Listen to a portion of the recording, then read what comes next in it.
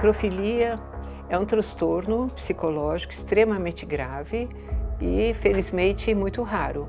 São poucos casos descritos na literatura. E o que quer dizer necrofilia? Vem da palavra necros, que é cadáver, morto. Filia é amigo de. Né? Então, seriam pessoas que têm atração pelos cadáveres. Em geral, grande maioria, todos os casos que eu vi, é composta por homens que fazem isso, homens relativamente jovens, não têm retardo mental, são pessoas de inteligência normal e às vezes é tão disfarçado que ninguém percebe que a pessoa está fazendo isso, entendeu? Porque ele não está matando, ele só está abusando, violentando um corpo morto.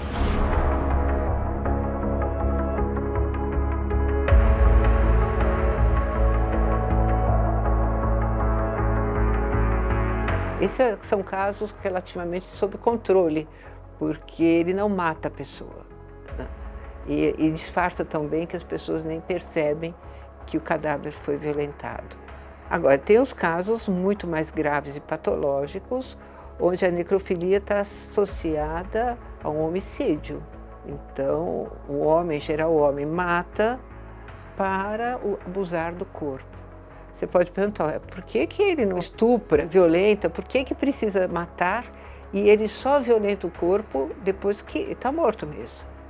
Não é? Ele não quer violência sexual com a pessoa viva, só depois que está morta a mulher. Então, por que precisa? Essa é a questão que a gente precisa discutir e se sabe muito pouco ainda sobre esse estudo. Por que só interessa e só fica excitado perante um corpo morto? O que acontece? O que as pesquisas dizem, supõe-se que são pessoas que não aguentam rejeição. Então, o único jeito de eu ter uma mulher que eu possa abusar e fazer o que eu quiser com ela, inclusive muitos enfiam objetos na vagina, no ânus da mulher, mordem os seios, não é? Ou esfaqueiam a pessoa, pode fazer, enfim, com aquele corpo que quiser, porque a mulher não vai poder reagir. Né? E o sentimento de rejeição que esses homens têm é muito grande. Então, já que eu vou ser rejeitado, eu vou agora abusar desse corpo do jeito que eu quiser e ninguém vai poder me rejeitar. Então, em geral, são homens que têm grande problema de sociabilidade, né? Sente-se muito inferiorizado à mulher, acha que a mulher é muito poderosa, muito forte, e o único jeito de conseguir ter uma relação sexual é se ela estiver morta, porque senão ela vai dominá-lo, vai acabar com ele. Então ele acaba com ela para poder fazer esse abuso, e aí ele perde completamente o controle, fazendo perversões terríveis, né, de violência com o cadáver. Difícil cura, eu não conheço nenhum caso que a pessoa foi curada, né, por isso. Por quê? O que aconteceu com essa pessoa, o histórico dela? Em geral, tem uma infância terrível. Quando eu falei do mal, a gente falou muito da questão da empatia, né? Do amor, olho no olho. Né? Eu conheço, sei que você sofre, que você me ama e me sinto amado pelo amor que eu vejo nos seus olhos. Esses homens não tiveram isso. Em geral, uma infância assim, nasceu e sobreviveu, porque comeu alguma coisa ali e foi que foi, sobrevivendo quase que por conta própria. Quando se fala da questão das parafilias, que são ali as alterações, né, no campo da sexualidade, parafilias, e o termo já nos diz que seriam, a filia vem de atração, afinidade, né, por algo que seria paralelo, né, diverso, e aí vem a ideia de para, né, então seria algo que foge da normalidade. A necrofilia está no campo das parafilias, no entanto, hoje ela está no campo das parafilias não especificadas. Ela deixou de ter um destaque que tinha em outras edições do manual, né, dos manuais, ao ponto de ser uma categoria isolada, por conta até da excepcionalidade. É um quadro tão raro que ele hoje se concebe como no campo dessas não especificadas. Essa diferença a gente consegue conceber um pouco melhor quando a gente pensa em outras parafilias, por exemplo, voyeurismo, fetichismo, o próprio exibicionismo, né? O sadismo, o masoquismo, mas algumas pessoas vão ter um transtorno parafílico. Como que se diferenciaria essas duas situações? O transtorno parafílico se dá quando há um sofrimento, né, um dano ou um risco para a pessoa que comete ou para aquela pessoa que está ali sendo envolvida, parceira nessa prática, né? Por exemplo, pedofilia. Em si, ela se concebe como um transtorno parafílico, né? Porque em si há uma violência, porque há um menor de idade, né? Ali, numa diferença aí de condições, né? De decidir sobre essa sexualidade. E também há, por exemplo, zoofilia. Aí também já em si é considerado uma violência por conta, né, dos direitos dos animais propriamente, né? Estamos falando aí de uma violência, de um exercício de poder, né, sobre um animal.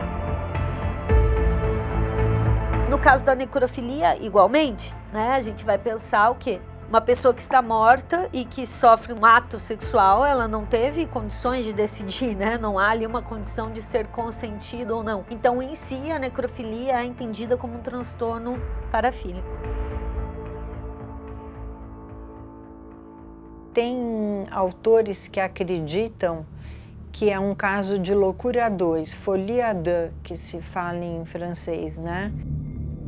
O que é a loucura 2? Existe um paciente principal que delira e outro secundariamente entra no delírio do principal. Então acreditam que os dois sofriam de um caso de loucura 2, onde o Ibrahim era o principal articulador e os dois entraram nessa psicose juntos. O Ibrahim é morto pelo BOPE e o Henrique fica vagando pela mata por meses sem cometer nenhum homicídio, e quando ele é encontrado ele está bem frágil, bem emagrecido e alega que não foi partícipe desses crimes, que ele só foi observador. Eles violavam o corpo, né? Eles estupravam, dilaceravam genitais, enfiavam galhos na vagina das mulheres. Eles eram bem agressivos, bem brutais mesmo, que nem animaizinhos selvagens.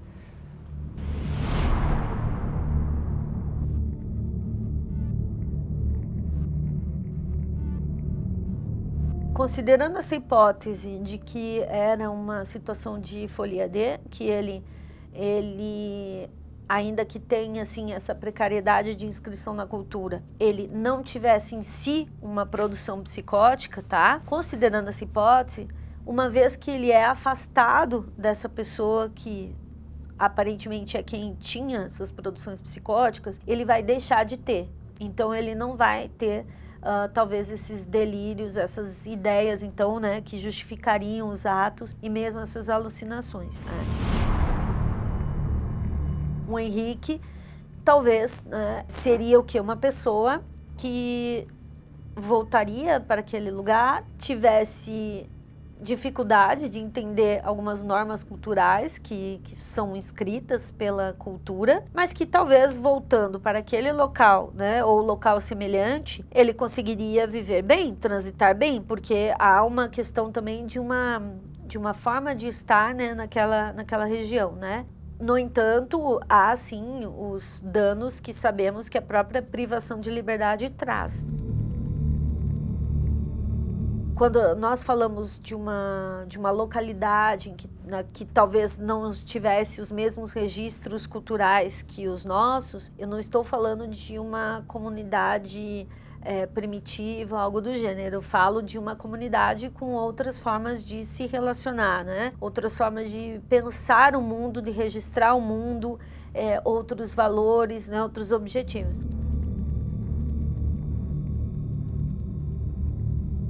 Esses garotos, mesmo vindo daquela comunidade, eles tinham algo diferente, né? Porque as próprias pessoas da comunidade falavam que eles, além de sofrerem violências, eles sempre tiveram esse isolamento social, né? Então, eles tinham sim uma dificuldade que não era só explicada pela forma de viver daquela comunidade. É algo que parece bastante também familiar, né? Pelo quadro de alcoolismo do pai, as violências sofridas pela mãe e a forma como ela respondeu a isso. E sim, talvez esse pai com uma produção psicótica.